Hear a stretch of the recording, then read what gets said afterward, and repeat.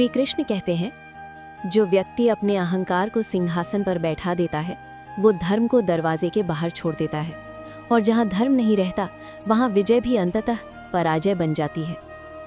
आज की महाभारत कहानी के पात्र द्रुपद, पांचाल नरेश, सम्मान, अपमान और प्रतिशोध के बीच फंसा एक राजा। महाभारत केवल युद्ध की कथा नहीं है, ये मनुष्य के भीतर चलने वाले युद्ध की भी कहानी है। और इस आंतरिक युद्ध को जीने वाले पात्रों में द्रुपद का स्थान बहुत विशेष है। द्रुपद पांचाल देश के नरेश थे। राजा तो थे, पर उनका जीवन सत्ता से अधिक अहंकार, मित्रता, अपमान और प्रतिशोध से संचालित हुआ। बाल्यकाल और द्रोण से मित्रता, राजकुमार और ब्राह्मण पुत्र का सपना। द्रुपद और द्रोण दोनों बचपन के मित्र थे। एक राजकुमार, दूसरा निर्धन ब्राह्मण का पुत्र। गुरुकुल में दोनों ने साथ पढ़ाई की, साथ हंसे, साथ सपने देखे। उस समय द्रुपद ने द्रोण से कहा था, जब मैं राजा बनूंगा तो अपनी आधी संपत्ति तुम्हें दे दूंगा। ये वचन एक बाल सुलभ भाव था, पर द्रोण ने इसे हृदय में गहरे बिठा लिया। सत्ता मिलने के बाद बदला हुआ द्रुपद। सिंहासन ने मित्रता छीन ली। समय बदला, द्रुपद राजा बने। राजमहल, वैभव, सेना सब उनके पास था। और द्रोण, वो अब भी निर्धन था।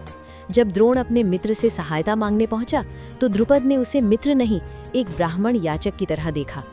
द्रुपद ने कहा, मित्रता समान स्तर वालों में होती है, राजा और ब्राह्मण में नहीं। ये वाक्य द्रोण के आत्मसम्मान को चीर गया।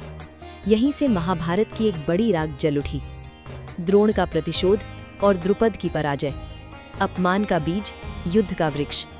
द्रोण ने प्रतिज्ञा ली, मैं द्रुपद को पराजित करूंगा। उन्होंने कौरवों और पांडवों को युद्ध विद्या सिखाई और गुरु दक्षिणा में द्रुपद का राज्य मांगा। अर्जुन के नेतृत्व में हस्तिनापुर की सेना ने पांचाल पर आक्रमण किया। द्रुपद पराजित हुए, उन्हें बंदी बना लिया गया। द्रोण ने आधा राज्य लौटाया, पर अपमान शेष रहा। द्रुपद समझ गए, ये युद्ध केवल बाहरी नहीं था, ये अहंकार का युद्ध था। प्रतिशोध की अग्नि और यज्ञ। धृष्टद्युम्न और द्रौपदी का जन्म। पराजय के बाद द्रुपद टूटे नहीं, बल्कि और कठोर हो गए। उन्होंने निश्चय किया, मेरे घर ऐसा पुत्र जन्म लेगा जो द्रोण का वध करेगा। इसके लिए उन्होंने महायज्ञ कराया। यज्ञ की अग्नि से धृष्टद्युम्न प्रकट हुए, जो द्रोण के संहार के लिए जन्मे थे। और उसी अग्नि से द्रौपदी जन्मी, अग्नि कन्या। द्रौपदी केवल पुत्री नहीं थी, वो द्रुपद के जीवन का सबसे बड़ा परिवर्तन थी। द्रौपदी केवल पुत्री नहीं, भविष्य की धुरी। राजनीति से जन्मा विवाह। द्रुपद जानते थे, द्रौपदी का विवाह सामान्य नहीं हो सकता। उन्होंने स्वयंवर रचा, कठिन, असंभव सा। उन्हें ज्ञात था, ये केवल अर्जुन ही कर सकता है। द्रुपद का उद्देश्य था पांडवों को अपना सहयोगी बनाना। ये निर्णय राजनीतिक था, पर इसके परिणाम धार्मिक और ऐतिहासिक बने। पांडवों से गठबंधन, द्रुपद की दूरदृष्टि। द्रौपदी का विवाह पांडवों से हुआ। द्रुपद ने अपनी पुत्री को 5 पतियों के साथ स्वीकार किया। ये आसान नहीं था, पर द्रुपद ने समाज से अधिक धर्म और भविष्य को देखा। उन्होंने पांडवों को राजनीतिक, सैन्य और नैतिक समर्थन दिया। महाभारत युद्ध में पांचाल सेना पांडवों के साथ खड़ी थी। युद्ध में द्रुपद की भूमिका, सीधे युद्ध नहीं, रणनीति का बल। द्रुपद स्वयं महान योद्धा नहीं थे, पर उनकी भूमिका रणनीतिक थी। उन्होंने धृष्टद्युम्न को सेनापति बनाया। उन्होंने शिखंडी का समर्थन किया, जो भीष्म वध का कारण बने। द्रोण वध की योजना में द्रुपद का संकल्प मुख्य था। द्रोण वध और अधूरा संतोष। प्रतिशोध पूरा हुआ, पर शांति नहीं। जब द्रोण का वध हुआ तो द्रुपद को संतोष मिला, पर यह संतोष क्षणिक था, क्योंकि प्रतिशोध कभी भी पूर्ण शांति नहीं देता। युद्ध ने उनसे उनका राज्य, उनकी सेना और अंततः उनका जीवन भी छीन लिया। द्रुपद की मृत्यु, एक पिता का अंत। महाभारत युद्ध में द्रुपद मारे गए। उनकी मृत्यु किसी महागाथा की तरह नहीं, बल्कि एक थके हुए राजा की तरह हुई, जो बहुत कुछ चाहकर भी बहुत कुछ खो चुका था। महाभारत में द्रुपद की उपयोगिता, एक कारण, कई परिणाम। यदि द्रुपद न होते तो द्रोण का प्रतिशोध न होता, तो धृष्टद्युम्न न जन्मते, तो द्रौपदी का स्वयंवर न होता, तो पांडव पांचाल गठबंधन न बनता, तो द्रोण वध संभव न होता। द्रुपद एक सेतु थे, अहंकार और धर्म के बीच।